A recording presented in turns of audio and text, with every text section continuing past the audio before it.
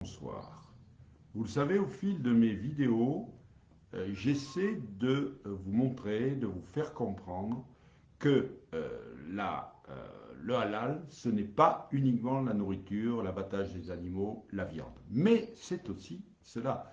Ce sont des prescriptions alimentaires qui s'ajoutent aux prescriptions vestimentaires. Hein, donc, l'abaya en est le symbole.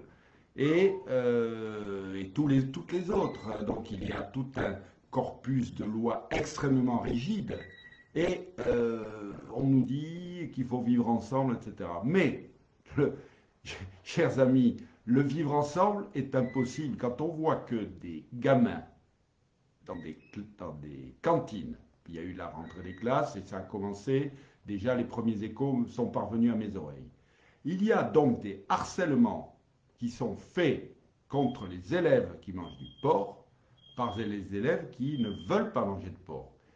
Et quels sont ces élèves qui ne veulent pas manger de porc? Ce sont les petits musulmans. Alors vous savez, on nous rebat les oreilles en nous disant que les musulmans sont modérés pour la plupart d'entre eux, etc. Moi, je ne demande qu'à croire. Mais s'ils étaient modérés, ils inculqueraient à leurs enfants qu'il faut être tolérant et que ceux qui mangent du porc ont bien le droit de vivre à côté d'eux. Hein, vous voyez, donc ça c'est pour obéir à une fable qu'on nous raconte et qui ne tient pas debout, puisque dans les faits, on voit bien que ces petits, ils ne sont même pas forcément chrétiens, mais qui aiment manger du porc, qui veulent manger du porc, qui n'ont pas cet interdit absurde de manger du porc, qui est une viande de bonne qualité, qui est bonne pour la santé, et qui est goûteuse et pas chère, hein, notamment pour les cantines, c'est quand même utile. Et donc, ce phénomène est très instructif, parce que ça montre que le halal, dans toutes ses formes, donc alimentaire, vestimentaire, dans les cimetières, dans les lois, donc la charia, toute la charia, les règles, je vous les ai dit, absurdes qui sont dans la charia, imprègnent la mentalité de ces personnes et les empêchent de vivre ensemble avec nous.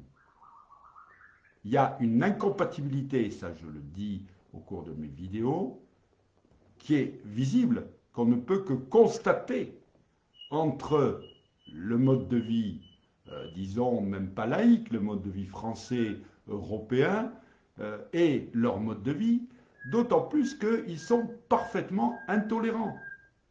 Et dès le plus jeune âge, ce qui veut dire qu'on les a dressés, on les a formatés dans ce sens, et notamment dans le sens de la supériorité, le suprémacisme de leurs lois, us et coutumes, qui leur permet d'imposer, comme le dit la sourate 3, verset 110, vous êtes la meilleure des communautés, vous ordonnez le bien et vous interdisez le mal.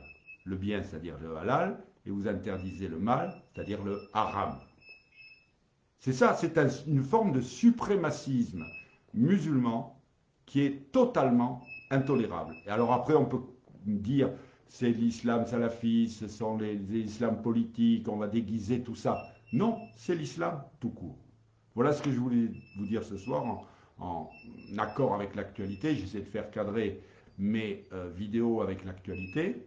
Mais le but, c'est de vous faire comprendre qu'il y a quand même, qu'on le veuille ou non, avec la meilleure volonté du monde, il y a quand même un problème avec l'islam. Bonne soirée, chers amis.